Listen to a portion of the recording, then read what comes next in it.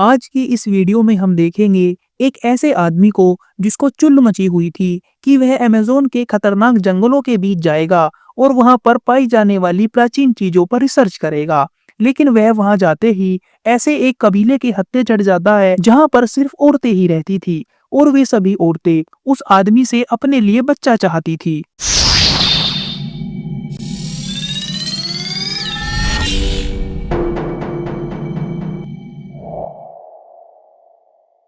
कहानी की शुरुआत होती है और हम टोनी नाम के एक आदमी को देखते हैं जो अपनी बोट पर बैठकर अमेज़न के खतरनाक जंगलों के बीच में घुस रहा था। टोनी को प्राचीन चीजों का बहुत शौक था और उसका यही शौक उसे यहाँ ले आया था।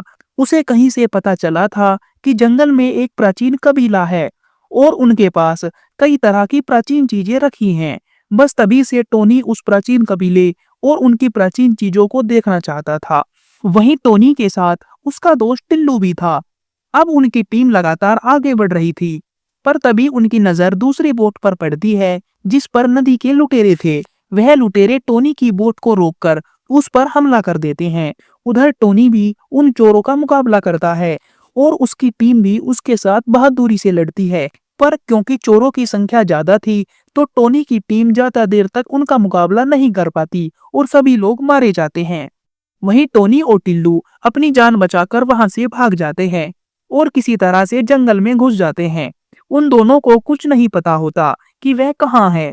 उनको मदद चाहिए थी, इसलिए वे दोनों जंगल की ओर चलने लगते हैं। लेकिन थोड़ी देर चलने के बाद ही टोनी की तबीयत खराब हो जाती है और वह बेहोश होकर नीचे गिर जाता है। दरअसल उसे एक सांप ने काट लिया था। टिल्लू उस सांप को देख लेता है, तभी वह जल्दी से कुछ जड़ी बूटियां ढूंढकर टोनी को खिलाता है ताकि उसकी जान बच सके। अब जड़ी बूटियां खाकर टोनी बच तो गया था, लेकिन अभी भी उसकी हालत ठीक नहीं थी। उसे मदद की जरूरत थी, इसीलिए टिल्लू मदद ढूंढने में लग जाता है और टोनी वहां पर अकेला रह जाता है। आगे काफी देर बाद भी जब टिल्लू वापस नहीं आता तो टोनी उसे खुद से ढूंढने निकल जाता है। वह जोर जोर से टिल्लू को पुकारने लगता है और तभी टोनी की आवाज वहां की जंगली लड़कियां सुन लेती है जो कि वहां के एक कबीले में रहती थी। उधर टोनी की हालत अभी भी खराब थी, इसलिए वह ज्यादा चल नहीं पाता और फिर बेहोश हो जाता है। उधर वे जंगली लड़कियां लगातार उसे ही देख रही थी और उन सभी के शरीर पर रंग लगा हुआ था। वे टोनी को बेहोश देखकर उसके पास आती हैं और उसे उठाकर चलने लगती है। दरअसल इस जंगल में एक कबीला भी था जिसके बारे में कोई नहीं जानता था। इस कबीले में सिर्फ लड़कियां ही रहती थी और वही वहां का सारा काम किया करती थी। हम देखते हैं कि टोनी को जिन लड़कियों ने उठाया था वो भी इस कबीले की थी और वो टोनी को उठाकर अपने कबीले में ले जाती हैं। आगे टोनी को जब होश आता है तब वह अपने सामने नताशा नाम की एक लड़की को देखता है। नताशा उसे दवा पिलाना चाहती थी और उससे कहने पर टोनी वह दवा पी भी लेता है। फिर वह खड़ा होकर आसपास देखने लगता है और नताशा से उसका नाम पूछता है। नताशा उसे अपना नाम बताती है और साथ ही उसे यह भी बताती है कि वह 4 साल पहले इस जंगल में घूमने आई थी, लेकिन एक दुर्घटना की वजह से वह इन कबीले की लड़कियों के हाथ लग गई, जिसके बाद उन लड़कियों ने इसे अपने कबीले में शामिल कर लिया। और वह दोनों बातें कर ही रहे थे कि तभी वहां पर कुछ लड़कियां आकर एक टब रख देती है। अब इससे पहले कि टोनी कुछ और समझ पाता, वो लड़कियां उस टब में पानी भरने लगती हैं, लेकिन टोनी को अभी भी कुछ समझ नहीं आ रहा था। तभी वह सारी लड़कियां टोनी को पकड़कर उसके कपड़े उतारने लगती हैं। वो उसके सारे कपड़े उतारना चाहती थी, लेकिन टोनी किसी तरह से उन्हें रोक लेता है, जिसके बाद वो टोनी को ऐसे ही टब में फेंक देती है और उसे नहलाने लगती है। वहीं टोनी की आवाज सुनकर बाकी लड़कियां भी वहां पर आ जाती है और वे सभी टोनी को देखकर हंसने लगती है। वहीं टोनी को उन लड़कियों पर गुस्सा आ रहा था, लेकिन वह बेचारा कुछ नहीं कर सकता था। दरअसल वह सभी लड़कियां टोनी के साथ कांड करना चाहती थी, लेकिन टोनी उनसे डरा हुआ था और उन्हें खुद से ही दूर कर रहा था। पर जब वो लड़कियां टोनी के साथ जबरदस्ती करने लगती हैं, तभी टोनी किसी तरह से खुद को बचा लेता है और वहां से भागकर दूसरे कमरे में आ जाता है। लेकिन वहां पर भी उसे लड़कियां ही मिलती हैं। वह सभी लड़कियां हर हाल में उसके साथ कुछ कांड करना चाहती थी, लेकिन इस बार भी टोनी किसी तरह से बचकर निकल जाता है और वहां से भागकर एक नए कमरे में आ जाता है। उसने देखा कि उस कमरे में सातिर सेंकी नाम का एक लड़का था और कई सारी प्राचीन चीजें पड़ी थी। जब टोनी उससे उन चीजों के बारे में पूछता है, तब सातिर सेंकी उसे बताता है कि मैं इस जंगल में 10 साल पहले आया था। दरअसल मैं जंगल में एक रास्ता भटक गया था और तभी अचानक इन लड़कियों ने मुझे पकड़कर कैद कर लिया। मैंने भागने की बहुत कोशिश की, लेकिन कभी भी सफल नहीं हो पाया। अब उसकी बातें सुनकर टोनी उससे इन प्राचीन चीजों और कबीले के बारे में पूछता है। सातिर सेंकी उसे बताता है कि यह सभी चीजें सोने की बनी हैं और यह इस कबीले में पिछले कई हजार सालों से है।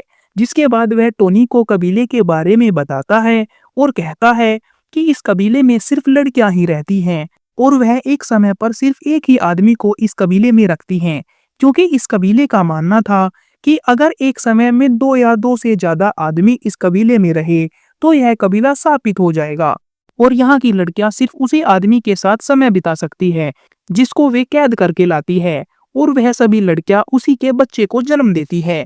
लेकिन अगर पैदा हुआ बच्चा एक लड़का होता है तो उसे उसी वक्त मार दिया जाता है, और अगर वह लड़की होती है तो उसे पाल पोस कर बड़ा किया जाता है। सातिर सेंकी उसे बताता है कि मैंने भी कई लड़कियों के साथ रात बिताई है और मेरे भी कई सारे बच्चे हैं, लेकिन अब मैं कमजोर पड़ चुका हूँ और अब मेरे अंदर इतनी शक्तियां नहीं है कि मैं उनको और बच्चे दे सकूं। इसलिए अब यह जिम्मेदारी तुम्हारी है। तुम जितना हो सके उतनी लड़कियों को देखभाल करो और उनसे बच्चे पैदा करो। इसी दौरान नताशा उसके पास आती है और सातिर सेंकी को अपने कमरे में ले जाने को कहती है। उसके जाते ही टोनी नताशा से बात करने लगता है, पर तभी नताशा उसे कहती है कि मैं तुमसे ज्यादा बातें नहीं कर सकती, और इसी बीच बुलबुल नाम की एक औरत भी उनके पास आ जाती है। हम देखते हैं कि नताशा इस कबीले से बाहर की लड़की थी, तो वह टोनी से ज्यादा बातें नहीं कर सकती थी। वह यहाँ पर एक बस नौकरानी थी और उसका काम साफ सफाई का था। अब नताशा को टोनी के साथ देखकर बुलबुल को गुस्सा आ जाता है, लेकिन नताशा को उसके गुस्से का पता चल जाता है और वह टोनी को बुलबुल के पास जाने को कहता है। वहीं उसकी बात मानकर टोनी उसके पास चला जाता है ताकि वह उसका गुस्सा शांत कर सके।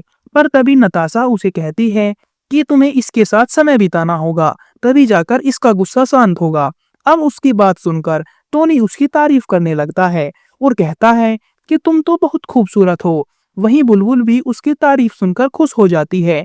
अब इससे पहले कि वह उसके करीब आती, वहां पर कुछ और लड़कियां भी आ जाती है और टोनी को पाने के लिए बुलबुल के साथ लड़ने लगती है। वहीं टोनी उससे बचकर निकल जाता है।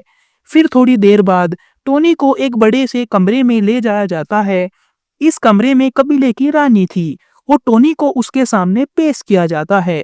वही रानी की खूबसूरती को देखकर टोनी उसके पीछे बावला हो जाता है, लेकिन तभी वह सभी लड़कियां टोनी को फिर से झपटने की कोशिश करने लगती हैं, लेकिन तभी रानी के कहने पर वह सभी रुक जाती हैं। इसके बाद रानी के इशारे पर टोनी के पास 2 बर्तन रख दिए जाते हैं जिनमें कुछ रखा हुआ होता है। आगे एक औरत आकर उन बर्तनों में आग लगा देती है, जिसके बाद वहां पर धुआं उठने लगता है।